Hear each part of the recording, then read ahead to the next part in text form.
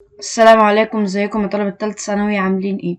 هنحل النهاردة على جزء الطاقة والقدرة الكهربية. هنحل من سؤال 35 لسؤال 45. قبل ما نبدأ حل تعالوا نتذكر مع بعض قوانين الطاقة والقدرة. الطاقة هي الشغل المبذول، بنجيبها من قانون فرق الجهد. فرق الجهد هو الشغل المبذول نقل كمية كهربائية، يعني بيساوي W على Q. ومنها هنجيب الشغل المبذول اللي هو W اللي هي الطاقة بتساوي ال V في Q اللي هي كمية الشحنة بتساوي ال I في T.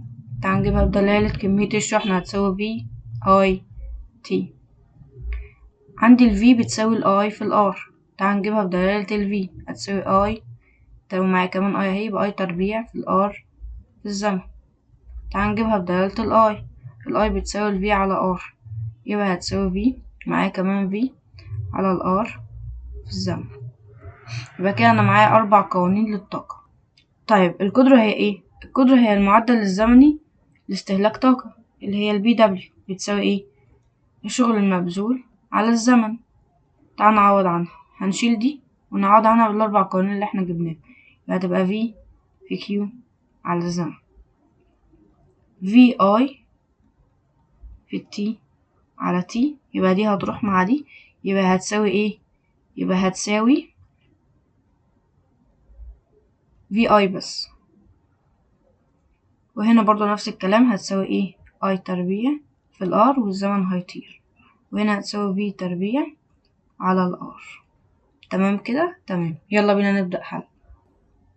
سؤال 35 بيقولك أي من الوحدات التالية لا تكافئ وحدة الوات. الوات هي الوحدة بتاعة القدرة، والقدرة قلنا إن هي بتساوي الطاقة على الزمن، وفكيناها لإيه؟ لأربع قوانين، بتساوي ال V في ال Q على الزمن، وبتساوي ال V في ال I، وبتساوي ال I تربيع في ال R، وبتساوي ال V تربيع على ال R.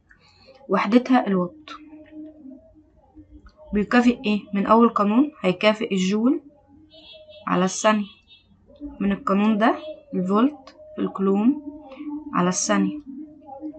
من هنا ال V في ال A اللي هو الأمبير في الفولت، مربع الأمبير في الأوم، مربع الفولت على الأوم.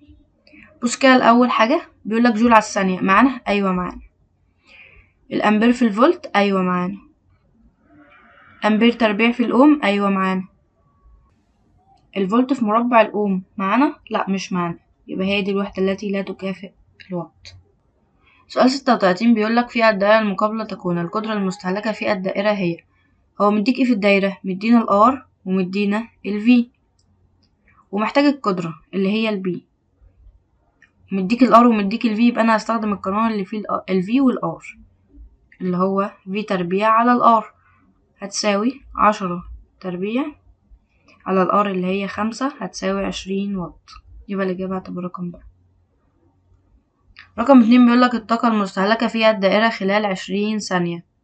قلنا إن هو مدينا ال V ومدينا ال R ومديك هنا الزمن، يبقى هنجيب الطاقة بالقانون اللي فيه فرق الجهد والزمن والمقاومة، يبقى هيساوي 10 تربيع في 20 على 5 هيساوي، احسبها بالكالكوليتر هتطلع معاك 400 جول.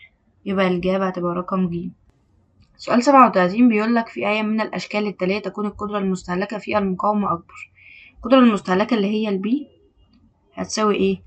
هنستخدم هنا القانون اللي فيه ال V وفيه ال R، يبقى هتساوي ال V تربيع على ال R. بعد كده نعوض في أول رسمة هتساوي ايه؟ V تربيع على ال R، وهنا هتساوي V تربيع على 2 R. هنا هتساوي 4 V تربيع على ال R، هنا هتساوي 4 V تربيع على 2 R، يبقى هتساوي 2 V تربيع على ال R. يبقى أكبر قدرة مستهلكة هنا 1، وهنا هتبقى نص، هنا 4 وهنا 2، يبقى أكبر قدرة هتبقى رقم ج. يبقى الإجابة هتبقى رقم ج. سؤال 38 في الدائرتين المقابلتين تكون النسبة بين قيمتي القدرة المستهلكة في الدائرتين B2 ل B1 هي. بص كده على الدايرة الأولى، تعال الأول نبص هنستخدم أنهي قانون. هو مديك ال R ومديك ال I، يبقى هنستخدم القانون بتاع القدرة اللي هو ال B بتساوي ال I تربيع في ال R. تعال نجيب ال B بتاعة الدايرة الأولى هتساوي ايه؟ مديك ال I، يبقى هتبقى I تربيع في الار. بتاعة الدايرة التانية تبقى البي بتاعة الدايرة التانية مدينا 2i يبقى هتبقى 4i تربيع، مديها لك 2r يبقى في 2r هتساوي 8i تربيع r. يبقى النسبة بتاعة الدايرة التانية للدايرة الأولى هتساوي 8i تربيع r على i تربيع r، دي هتروح مع دي يبقى هتبقى النسبة ايه 8:1، يبقى الإجابة هتبقى رقم ج. سؤال 39 بيقولك فيها الأشكال التالية 3 دوائر كهربية x و y و z، فإن الترتيب الصحيح للدوائر الثلاثة من حيث القدرة المستمدة من المصدر. تعالى كده نجيب القدرة لكل شكل. القدرة بتاعة الشكل x بتساوي ايه؟ هو مديك هنا r ومديك v، يبقى أنا هستخدم القانون اللي فيه ال v وال r، يبقى v تربيع على ال r هتساوي ايه؟ هتساوي 20 تربيع على 5 هتساوي 80 واط. البي بتاعة الشكل y هو مديك تيار ومديك مقاومة، يبقى هنستخدم القانون اللي هو ايه I تربيع في الار. الاي مديهالك ب1 والار ب15، يبقى هتساوي 15 واط. البي بتاعة z مديك ايه؟ مديك تيار ومديك v، يبقى هستخدم القانون اللي هو ايه الv في الاي، هيساوي الv ب10 والاي مديهالك ب3 هتساوي 30 واط. يبقى الترتيب الصحيح ليهم هيبقى الاكس اكبر من الزد اكبر من الواي، يبقى الاجابه هتبقى رقم د. سؤال 40 مروحه كهربائيه مدون عليها 100 واط و220 فولت، معنى كده ان القدره بتاعتها 100 وفرق الجهد بتاعها 220. سخان كهربائي مدون عليه 1000 واط، يعني القدره بتاعته 1000 وفرق الجهد 220. عاوز المقاومة بتاعة السخان مقارنة بمقاومة المروحة. البي اللي هي القدرة بتساوي الفي تربيع على الار، والفي عندي ثابتة 220 و220، يبقى العلاقة بين البي والار علاقة عكسية، يعني اللي قدرته أكبر المقاومة بتاعته أقل. البي بتاعة السخان أكبر من البي بتاعة المروحة، يبقى المقاومة بتاعة السخان هتبقى أقل من المقاومة بتاعة ايه بتاعة المروحة، يبقى الإجابة هتبقى رقم ب. سؤال 41 في الدائرة الكهربية المقابلة عند زيادة قيمة المقاومة المتغيرة للضعف، فإن معدل استهلاك الطاقة الكهربية في الدائرة. معدل استهلاك الطاقة اللي هو القدرة اللي هو البي، والبي بتساوي في تربيع على الار. ليه استخدمت القانون ده تحديدا؟ علشان الجهد بتاع البطارية دايما ثابت فده ثابت، يبقى أنا كده عندي علاقة عكسية بين القدرة والايه والمقاومة، يبقى كل ما المقاومة هتزيد القدرة هتقل. هنا بيقولك المقاومة زادت للضعف، يبقى القدرة هيحصل لها ايه هتقل للنص، يبقى الإجابة هتبقى رقم ب.